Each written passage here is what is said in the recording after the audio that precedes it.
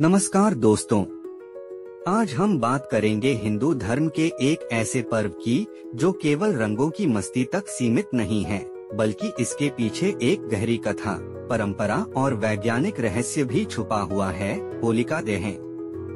क्या आपने कभी सोचा है कि इस परंपरा के पीछे की असली कहानी क्या है? क्या यह केवल भक्त प्रहलाद और उसकी बुआ होलिका तक सीमित है या इसमें कुछ और भी है? चलिए आज हम इस पूरे विषय पर गहराई से चर्चा करेंगे।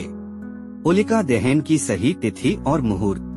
होलिका दहन फाल्गुन मास की पूर्णिमा को प्रदोष काल में किया जाता है। इस दिन पूरे भारत में विशेष हवन और अनुष्ठान होते हैं।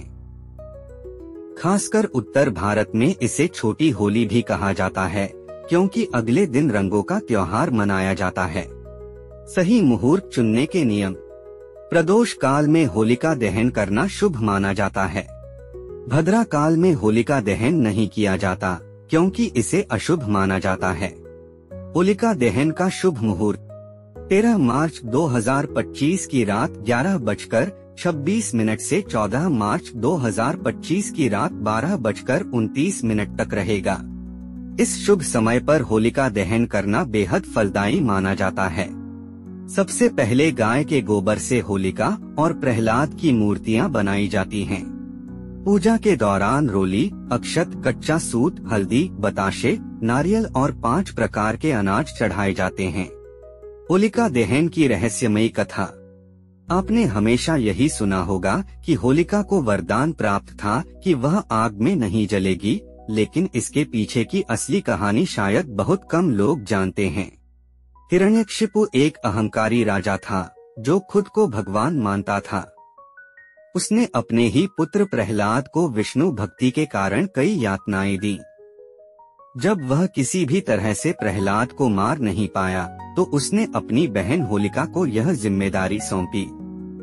राजा हिरण्यकशिपु ने होलिका का विवाह इलोजी नामक युवक से तय किया था, जो उसे बहुत प्रेम करता था। शादी की सारी तैयारियां हो चुकी थीं, लेकिन अचानक हिरण्यकशिपु ने अपनी बहन से कहा कि यदि वह प्रहलाद को नहीं जलाएगी तो उसके पति को मार दिया जाएगा। अपने प्रेमी को बचाने के लिए होलिका ने प्रहलाद को गोद में लेकर हवन कुंड में बैठने का फैसला किया। होलिका के पास एक जादुई चादर थी जो उसे अग्नि से बचा सकती थी। उसने इस चादर को ओढ़कर प्रहलाद को गोद में लेकर अग्नि में बैठने की योजना बनाई, लेकिन दैवीय शक्ति के कारण वह चादर उड़कर प्रहलाद को ढक लेती है और होलिका जलकर भस्म हो जाती है। इस तरह बुराई का अंत होता है और अच्छाई की जीत होती है। होलिका दहन से जुड़े वैज्ञानिक रहस्य। क्या आप जानते हैं कि होलिका दहन केवल एक धार्मिक प्रथा नहीं, बल्कि एक वैज्ञानिक परंपरा भी है। होलिका दहन का स्वास्थ्य पर प्रभाव।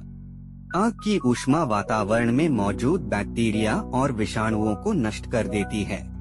होलिका की परिक्रमा करने से शरीर की रोग प्रतिरोधक क्षमता बढ़ती है। दहन के बाद उसकी राख को माथे पर लगाने से सकारात्मक ऊर्जा मिलती है। वैज्ञानिक दृष्टिकोण से इस समय मौसम बदलता है और शरीर संक्रमण के प्रति संवेदनशील हो जाता है। होलिका की अग्नि से गर्मी उत्पन्न होती है, जो वायुजनित रोगों को रोकने में सहायक होती है। राख का उपयोग खेतों में खाद के रूप में भी किया जाता है, जिससे मिट्टी की उर्वरता बढ़ती है। होलिका दहन की सही विधि। अब जब आपने इसके महत्व और कथा को समझ लिया, तो चलिए जानते हैं पूजा की विधि। पूजा करने के महत्वपूर्ण चरण। शुद्ध स्नान करें और गंगाजल का छिड़काव करें।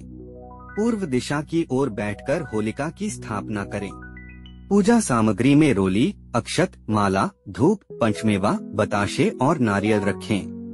गोबर से बनी होलिका और प्रहलाद की प्रतिमा को चिता पर स्थापित करें। 4 विशेष मालाएं चढ़ाएं। पितरों के लिए, हनुमान जी के लिए, शीतला माता के लिए, घर परिवार की सुरक्षा के लिए। होलिका की 7 बार परिक्रमा करें और सूत का धागा लपेटें। दहन के बाद होलिका की राख को माथे पर लगाएं। तो दोस्तों, होलिका दहन सिर्फ एक धार्मिक परंपरा नहीं, बल्कि एक गहरी आध्यात्मिक और वैज्ञानिक प्रक्रिया भी है। यह हमें अच्छाई की जीत, प्रेम की बलिदान और आत्मशुद्धि का संदेश देता है। अगर वीडियो पसंद आया हो तो लाइक करें, अपने दोस्तों और परिवार के साथ शेयर करें और चैनल को सब्सक्राइब करें। हैप्पी होली।